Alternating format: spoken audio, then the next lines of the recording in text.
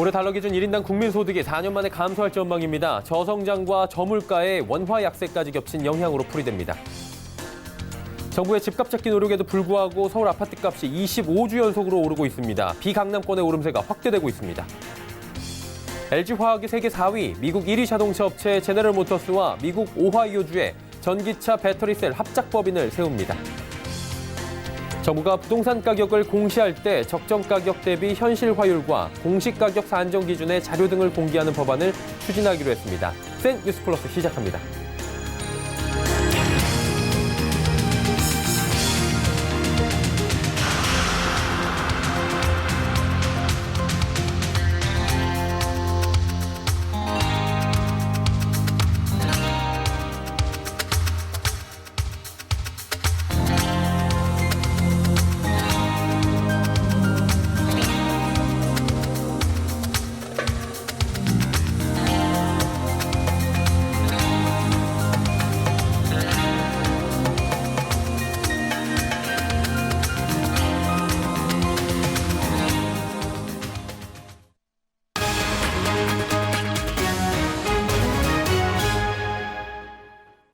시청자 여러분 안녕하십니까? 센 뉴스 플러스 서정덕입니다.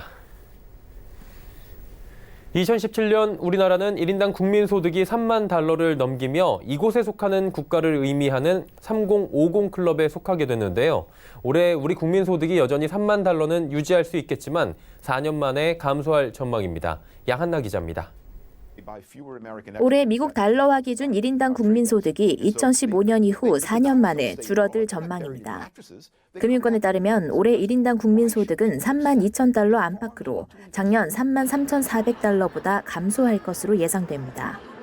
1인당 국민소득은 명목 국민총소득의 통계청 추계인구와 원달러 환율을 반영해 구한 값으로 보통 한 나라 국민의 생활 수준을 보여줍니다. 올해는 성장률과 물가 상승률이 낮아 국민 총소득 증가율이 외환위기 이후 최저를 기록하고 있습니다. 올 들어 3분기까지 국민 총소득은 1,441조 4,400억 원으로 전년 동기 대비 1.56% 증가했습니다. 원화 약세 영향도 겹쳤습니다. 같은 기간 달러화 대비 원화 가치는 작년 평균보다 5.9% 떨어졌습니다. 한국은행 관계자는 GDP 디플레이터가 마이너스고 원달러 환율이 작년보다 높아 올해 1인당 국민소득은 작년보다 줄어들게 된다며 다만 1인당 국민소득 3만 달러 이상은 유지할 것으로 보인다고 말했습니다. 앞서 한국은행은 우리 경제가 잠재 성장률 수준으로 계속 성장한다면 10년 안에 1인당 국민소득 4만 달러를 달성할 수 있다고 내다봤습니다. 세계은행에 따르면 1인당 국민소득이 3만 달러를 달성한 이후 4만 달러에 이르기까지 걸리는 기간은 미국 8년, 독일 11년이었습니다. 일본은 1990년대 초 엔화 강세에 3년 만에 4만 달러를 넘어선 뒤 장기 침체에 빠지며 감소세로 돌아섰습니다. 서울경제TV 양한나입니다. 정부의 집값 잡기 노력에도 불구하고 서울의 아파트값이 25주 연속으로 올랐습니다. 노원구와 금천구, 구로구 등 일부 비강남권 지역에서는 전세를 끼고 매입하려는 이른바 갭투자 수요까지 나오며 집값 오름세가 확대됐습니다.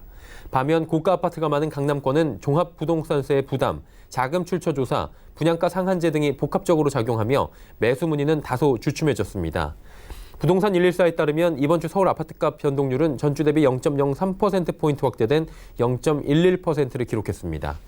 일반 아파트가 0.12% 올라 재건축보다 상승폭이 더 컸습니다. 지역별로는 강동, 구로, 광진, 금천 등의 순이었습니다. LG화학이 세계 4위이자 미국 1위 자동차 업체인 제너럴 모터스와 미국의 전기차 배터리셀 합작 법인을 세웁니다. 50대 50의 지분으로 양사가 각각 1조 원을 출자하며 총 2조 7천억 원을 투자해 30기가와트아워 이상의 생산 능력을 확보할 계획입니다. 공장 부지는 오하이오주 로즈타운 지역으로 내년 중순에 착공하며 양산된 배터리셀은 GM의 차세대 전기차에 공급됩니다. LG화학은 GM과 지난 10년간 협력해오며 전기차 배터리의 품질과 양산 능력을 인정받았다고 설명했습니다. LG화학은 GM이 2009년 출시한 세계 첫 양산형 전기차인 쉐보레 볼트의 배터리 단독 공급업체로 선정된 바 있습니다. 통계청은 지난해 전체 일자리가 2,342만 개로 재작년보다 26만 개 늘었다고 밝혔습니다. 기업 규모별로는 대기업 일자리가 7만 개가 늘고 중소기업 일자리는 16만 개 늘었습니다. 전체 일자리 중 대기업이 차지하는 비중은 16%, 중소기업은 64%, 비영리 기업은 20%였습니다. 재작년과 비교하면 대기업 비중은 0.4%포인트 오르고 중소기업은 0.4%포인트 떨어졌습니다. 연령별로는 60대 이상 일자리가 25만 개 증가한 반면 30대와 40대는 각각 8만 개, 5만 개가 줄어들었습니다. 집값을 결정짓는 요인 중에 하나는 수요와 공급이죠. 보통 집을 구하는 사람이 많을수록 집값이 올라가는 건데요. 자, 그런데 이 집값이 아파트 소유주들 또는 공인중개업소의 입맛에 따라 뻥튀기 되거나 또는 저평가되고 있습니다. 서울을 비롯한 수도권 곳곳에서 일어나고 있다고 하는데요. 이하라, 유민호 기자가 이유 있는 부동산에서 알아봤습니다. 니네 집이어도 그렇게 팔래? 일부 공인중개업소를 향한 강한 비난의 문구가 적힌 현수막이 이렇게 있습니다. 중복, 허위, 미끼 매물에 대한 강한 반감으로 보이는데요. 주민들과 공인중개업소 사이에 어떤 이야기가 오고 가고 있는지 직접 들어보겠습니다. 용인 수지의 한 아파트 단지. 모 아파트 소유주 모임이라는 이름으로 중개업소 바로 옆에 이 현수막이 붙었습니다. 벌써 2주일째입니다. 이제 대단지인데도 불구하고 너무 인근에 비해서 저평가가 되어 있는데 그 원인으로는 이제 단지 내 부동산에 담합으로 이제 의심되는 일이 좀 있었어요. 그래서 중개업소에서 아파트 집주인들이 원하는 호가로 매물을 올리지 않았다는 겁니다. 그렇기 때문에 허위 매물이란 주장. 용인의 또 다른 단지도 사정은 비슷합니다. 단지 내 정직한 부동산 이용 캠페인이라는 내용의 현수막이 걸렸습니다. QR코드를 찍으면 SNS 단체방으로 연결됩니다. 우리 각 엘리베이터 속에도 다 들어있어요. 가격을 적어놨어. 아저씨는 어느 정도 금액을 선을 정해놓고 얘기를 하고 있고 25평, 32평, 47평 가격을 다 써놨어요. 그래가지고 그 수준에서 움직여라 하려면 자신들이 원하는 호가로 거래해주는 일명 착한 부동산 리스트를 만들기도 합니다. 원하는 가격으로 매물을 올려주는 부동산과만 거래하겠다는 겁니다. 중개업소는 억울하단 반응입니다. 부동산들이 가격을 조작한다고 생각을 하나 봐요. 시성적으로 가격 싸면 그 이름으로 신고해. 조작을 한다고 우리가 그렇게 조작하는 거 없어요. 근데 시세가 그렇게 흘러나다 보니까 어쩔 수 없이 이제 그렇게 형성이 되게 되는데 서울도 예외는 아닙니다. SNS 단체방을 중심으로 이른바 착한 부동산과 나쁜 부동산을 구분짓는 움직임이 조직적으로 이어지고 있습니다. 네, 저희가 서 있는 이곳도 동대문구의 한 대단지 아파트입니다. 이 젊은 집주인들이 뭉쳐서 이른바 저가 허위 매물 올리는 부동산 보이콧하자 이런 목소리를 내고 있습니다. 이 지역 인터넷 부동산 카페에는 구체적인 사례가 올라와 있습니다. 어차피 소유자들은 갑이잖아요. 이 부동산들은 흐리고 우리 스트레스 엄청 받고.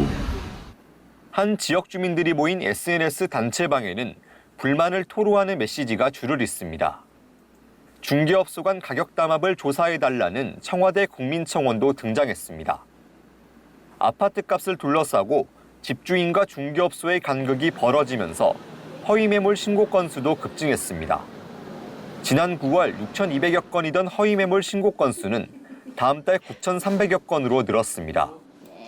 내 집의 가치가 얼마인지를 두고 곳곳에서 힘겨루기가 일어나는 상황. 사회 문제로 비화할 조짐을 보이자 정치권도 대책을 마련했습니다. 내년부터 공인중개사가 인터넷에 허위 매물이나 과장 광고를 올리면 과태료를 물게 됩니다. 집주인도 집값을 인위적으로 띄우기 위해 중개업소를 압박하거나 인터넷 커뮤니티에서 가격 하한선을 정하는 경우도 처벌받습니다. 거기 시장 교란 행위라는 게 이제 뭐 집 주인들이 서로 단합을 해서 한다든지 또 부동산 업자가 이제 단합을 한다 뭐 이런 경우가 있을 수 있잖아요. 그런 걸 막기 위한 법인데 그래서 이런 단합 행위가 있을 때 언제든지 신고가 오면 관할군청에 바로 접수해서 신고를 할 수. 재산권을 지키겠다는 집주인들의 의지도 존중받아야 되지만 돈 없는 충돌은 집값 안정을 해칠 수 있다는 지적이 나옵니다. 지금까지 이유 있는 부동산입니다.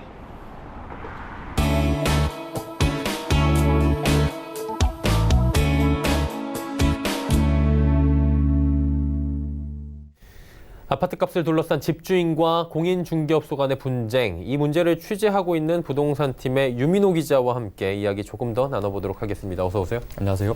예, 수도권 곳곳에서 집값 두고 기싸움 벌어지고 있는 건데 이에 대한 분위기를 조금만 더 전해주시죠. 네, 지난해부터 수도권을 중심으로 집값이 요동치면서 아파트 입주자 모임으로 대표되는 집주인들과 이 단지 주변 상가에 있는 공인중개업소 간 갈등이 잦아지고 있습니다. 이 집주인들은 당연히 비싸게 집을 내놓고 싶고 중개사들은 될수록 낮은 가격에 매물을 올려서 수요자를 끌어들여야 하기 때문에 이 격차가 갈수록 벌어지고 있는 겁니다. 특히 자치구, 즉 한 지역의 주민들이 우리 동네 가치가 옆 동네보다 못한 것이냐 따라잡아야 한다 이런 목소리가 주로 일었다면 이제는 세분화돼서 우리 아파트 단지가 옆 P아파트, H아파트보다 상대적으로 저평가된 것 아니냐며 단체 행동에 나서는 집주인이 늘고 있습니다. 이 현장에서 이야기를 주로 들어봤는데 주로 SNS나 인터넷 커뮤니티 소통에 능한 젊은 집주인들이 뭉쳐서 단체 행동에 나서고 있는 것으로 파악됐습니다. 이게 일반적으로 볼 때는 양쪽에서 다 문제가 있다고 생각할 수밖에 없는 부분인 거거든요. 한마디로 가격을 좀 호가를 올려서 팔려고 하는 집주인들이나 고의적으로 미끼 매물이나 낮은 가격만을 보도하거나 보여주는 중개업소들, 한마디로 이를 지금 좋게 보는 사람들은 없을 것 같은데 방지하기 위한 제도가 이제 내년부터 본격적으로 시행이 되죠. 네, 그렇습니다. 앵커께서 앞선 리포트에서 말한 것처럼 부동산, 특히 우리 삶과 직결되는 집값은 수요와 공급에 따라서 결정돼야 합니다. 하지만 집값이 누군가의 입맛에 맞게 오르락내리락 한다면 이는 분명 시장 교란 행위로 볼 수 있습니다. 정치권도 이를 부동산 시장을 망가뜨리는 것으로 보고 지난해부터 공인중개사법 개정안을 활발하게 발의했습니다. 올해 국회 문턱을 넘어서 내년부터 본격적인 시행을 앞두고 있는데요. 2월부터 집값 시세에 부당 영향을 줄 목적으로 공인중개사들의 업무를 집단적으로 방해를 하면 처벌받을 수 있습니다. 아파트 엘리베이터에 가격표를 붙이거나 SNS 단체방이나 인터넷 커뮤니티에 3억 5천 이하 이렇게 팔지 말자면서 집단적으로 담합하는 행위도 당연히 처벌받을 수 있습니다. 공인중개사도 마찬가지입니다. 허위 매물 등록하거나 거짓 과장 광고를 올리면 500만 원 이하의 과태료를 물게 됩니다. 집은 사는 것이기 전에 사는 곳인데 계속해서 이런 문제가 터지고 있는 겁니다. 특히나 부동산 거래 무엇보다 투명하고 공정하게 이루어져야 하는데 참 씁쓸한 현실인 것 같습니다. 유 기자 잘 들었습니다. 감사합니다.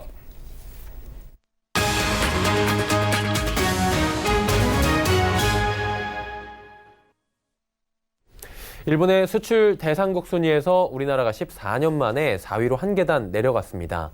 한국무역협회와 일본관세협회에 따르면 10월 일본의 대한국 수출액은 3,818억 엔으로 전체 수출 중 5.8%를 차지했습니다. 일본의 수출액 중 한국 비중이 6%를 밑돈 것은 2001년 이후 18년 만입니다. 이에 따라 우리나라는 2005년 6월 미국, 중국에 이어 일본의 수출국 3위에 올라선 이후 14년 3개월 동안 유지해온 순위가 한 단계 내려앉은 겁니다. 대신 대만이 일본의 수출 대상 3위를 차지했습니다. 이는 일본의 수출 규제가 촉발한 대대적인 불매운동 그리고 일본산 제품 대체 조치의 결과로 풀이됩니다. 정부가 부동산 가격을 공시할 때 적정 가격 대비 현실 화율과 공시 가격 산정 기준의 자료 등을 공개하는 법안이 추진됩니다. 윤호중 더불어민주당 의원, 김현아, 윤상현 자유한국당 의원 등이 대표 발의한 부동산 가격 공시에 관한 법률 개정안이 어제 국회 국토교통위원회 법안심사소위에서 통과됐습니다. 올해 서울 아파트값이 급등함에 따라 정부는 재산세와 종합부동산세의 과세 기준이 되는 공시가격을 큰 폭으로 인상했고 이에 따른 조세 저항이 커진 바 있습니다. 특히 일부 아파트는 주민들의 이의 신청으로 공시가격이 재조정돼 형평성 논란이 제기된 상황입니다. 개정안에 대해서는 여야 간 큰 다툼이 없을 것으로 예상됩니다. 유예기간 6개월을 지나 이르면 내년 7월 시행될 수 있습니다. 도널드 트럼프 미국 대통령의 말 한마디에 또다시 전세계 증시가 출렁거렸습니다. 미중 간의 무역 협상 1단계 합의 연기 가능성과 프랑스에 대한 보복 관세 등 관세 면의 면모를 다시 한번 보여주며 시장의 불확실성을 키웠습니다. 다행히 22거래일 만에 외국인이 매수에 돌아오며 지수 하락은 멈췄는데 한 주간의 증시 흐름 앵커 리포트에서 정리해드립니다. 이번 주 코스피는 트럼프 대통령의 발언에 불확실성을 키우며 0.29% 하락 마감했습니다. 코스닥 역시 변동성이 확대되며 0.78% 내리며 마감했습니다. 거래소는 외국인이 22거래일 만에 매수에 전환했는데 주간 수급은 외국인이 결국 1조 824억 원을 누적 매도하며 시장을 눌렀습니다. 코스닥은 개인이 1,757억 원을 매도했고 그 물량을 기관과 외국인이 받아내는 모습이었습니다. 트럼프 대통령의 관세 전선 확대는 불확실성을 키웠습니다. 남미 국가에 대한 철강, 알루미늄 관세 부과에 이어 프랑스 디지털세에 대한 보복 관세를 시사하고 나섰습니다. 여기에 미중 무역 협상에 대한 1차 합의 기대감은 여전한데 이것이 내년 대선 이유가 될 수 있다고 언급한 부분은 시장의 악재로 작용하고 있습니다. 이런 악재 속에 중국 왕이 외교부장의 방안은 단비가 될 것으로 예상됐는데 실제 주식시장의 반응은 기대와 달랐습니다. 왕이 외교부장의 방한 소식이 알려진 이후 줄곧 상승하던 대표적 중국 소비주로 꼽히는 화장품 관련주들은 왕이 외교부장 방한 이후 오히려 주가가 하락하는 모습을 보여줬습니다. 재료 소멸이라는 분석이 있기 때문에 연말 소비 효과와 한한령 해제 등이 실행되는지 확인할 필요가 있어 보입니다.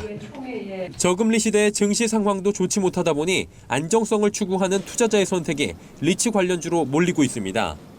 특히 지난 10월 30일 롯데리츠 상장에 이어 어제 NH프라임 리츠 상장이 있었는데 상한가를 기록한 이후 금일도 최고가 6,600원을 기록했지만 차익 실현 매물에 약세 마감하는 모습이었습니다.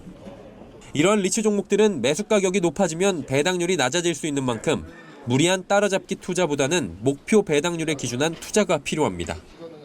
다음 주 역시 트럼프 대통령의 전 세계를 상대로 한 무역 분쟁 이슈로 인한 불확실성은 계속될 것으로 보입니다.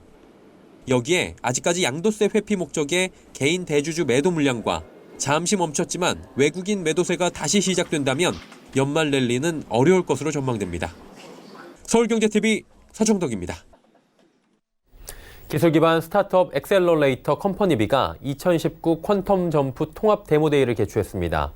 데모데이에서는 컴퍼니비 투자 기업이 1년간 이룬 성과를 공유하고 후속 투자 유치에 나섰는데요. 그 현장에 김혜영 기자가 다녀왔습니다.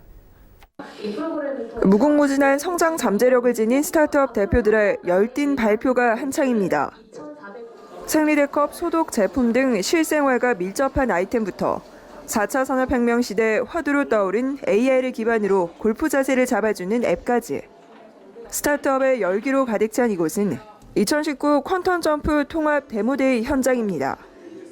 이렇게 많은 투자자분들을 한꺼번에 만날 수 있는 기회가 드물거든요. 초기 제품 개발할 때 많은 자금상의 어려움들이 있었는데 후속 투자와 연계될 수 있는 기회가 될 거라고 생각하고 있습니다. 스타트업들은 좋은 기술과 아이디어를 가지고 있어도 자금력이 부족해 사장되는 경우가 상당한데 엔젤 투자자와 VC 등이 한자리에 모인 만큼 투자 기회를 확보할 수 있게 된 겁니다. 발표에 나섰던 킴스리빙은 투자 유치에 성공했습니다. 회사를 스케일업 할 수 있다는 자신감이 생겼어요. 글로벌로 갈 수 있는 첫 번째 발이 되지 않을까 싶습니다. 이번 행사를 주최한 엑셀러레이터인 컴퍼니비는 초기 성장부터 도약까지 스타트업의 든든한 후원자 역할을 톡톡히 하고 있습니다. 2019년 한 해 동안 저희가 투자하고 발굴하고 육성한 그런 스타트업들을 이제 후속 투자자들 그리고 전략적으로 같이 협업할 수 있는 기업들한테 소개하는 그런 데모데이 현장이라고 할 수 있습니다. 금전적인 지원도 해드리지만 비즈니스 노하우를 많이 공유해드리고 오늘과 같이 이제 후속 투자를 많이 이어드리기 때문에 이번 행사에는 경북 혁신벤처 엑셀러레이팅 프로그램에 참여했던 5개사와 스포츠 산업 엑셀러레이터 사업 참여사 8개가 발표에 나섰고 VC와 엔젤 투자자, 유관기관 등 100여 명이 참석했습니다. 서울경제TV 김혜영입니다. 아파트 청약 예비 당첨자 선정 방식이 추첨제에서 가점제로 바뀝니다. 국토교통부는 예비 당첨자 선정 방식을 개선한 주택 공급에 관한 규칙 개정안이 오늘부터 시행됐다고 밝혔습니다. 예비 당첨자 순번은 본 당첨과 동일한 기준으로 선정하는 것이 원칙인데 전체 신청자가 예비 당첨자 선정 총수에 미달하는 경우엔 추첨을 통해 예비 당첨자를 선정해 왔습니다. 하지만 청약 가점이 높은 신청자가 낮은 이보다 후순위로 밀리는 청약 복불복 사례가 나타나는 문제가 발생했습니다. 이에 개정된 규칙은 예비 당첨자 산정 방식 중 추첨 방식을 삭제해 청약 신청자 수와 관계없이 가점이 높은 순으로 예비 당첨자를 선정하도록 했습니다. 기업 가치 1조 원에 달하는 유니콘 기업 육성에 힘을 쏟고 있는 중소벤처기업공단이 혁신성장 포럼을 개최했습니다. 혁신 벤처기업들이 지속적으로 성장할 수 있는 마중물 역할에 나서겠다는 포부인데요. 김혜영 기자가 전해드립니다. 중소벤처기업진흥공단이 2019 혁신성장 포럼을 열었습니다. 이번 포럼은 혁신벤처기업들이 죽음의 계곡을 넘어 유니콘 기업으로 성장하는 발판을 마련한다는 취지입니다. 혁신성장 포럼은 혁신 기업들의 네트워크 구축, 자금 지원 등을 통해 스케일업과 글로벌 기업을 만들기 위해서 조직하였습니다. 혁신 기업들이 대한민국 경제를 이끌고 좋은 일자리를 만들기를 기원합니다. 포럼에서는 중진공의 투자와 융자 복합금융지원업체와 기업 공개를 준비하는 유망한 기업이 한자리에 모여 자생적 혁신 성장을 모색했습니다. 투자 활성화를 위한 IR과 협업 모델 검토 등 전국 네트워크 기반의 정보 교류도 활발하게 이루어졌습니다. 포럼 회원사는 지난해 11월 전국 단위 20개 지회를 결성해 현재 271개 회원사가 참여하고 있습니다. 부대 행사로는 90년생이 온다의 저자 이몽택 작가와 김영익 서강대 교수의 특강도 진행됐습니다. 한편 중진공은 포럼 외에도 벤처기업의 성장을 뒷받침하기 위한 다양한 사업을 진행하고 있습니다.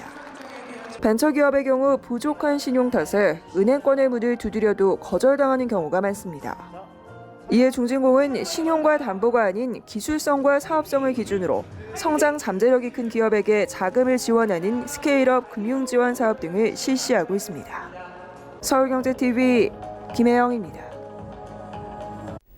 연말을 맞이해 따뜻한 나눔의 자리들이 이어지고 있습니다. 효성이 후원한 장애아동 청소년들로 구성된 온누리 사랑 챔버 오케스트라가 작은 연주회를 열었는데요. 정세미 기자가 전해드립니다. 발달장애, 지적장애 아동 청소년으로 구성된 온누리 사랑 챔버 오케스트라. 오케스트라 창립 20주년을 기념해 겨울 추위를 녹여줄 따뜻한 음악회가 마련됐습니다. 지난 5일 저녁 용산구에 있는 온누리 교회에서 작은 연주회 우리끼리 크리스마스 파티가 개최됐습니다. 이 자리에는 이재훈 온누리 교회 담임 목사와 손인경 사랑챔버 단장과 함께 조현상 효성 사장이 참석해 후원금 5천만 원을 전달했습니다.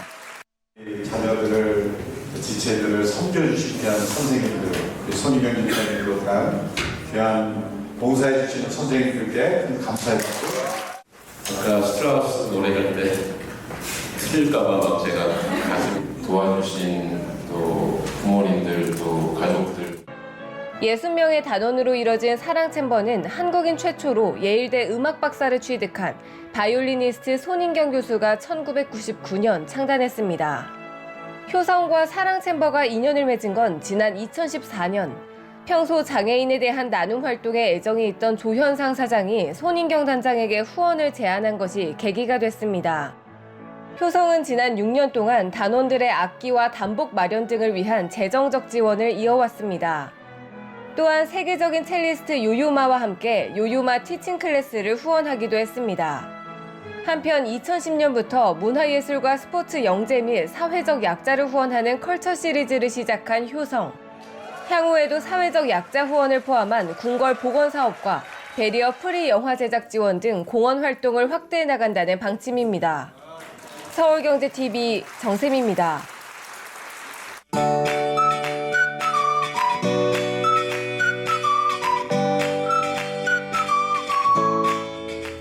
안녕하세요. K웨더 라이프스타일 예보 김민주입니다.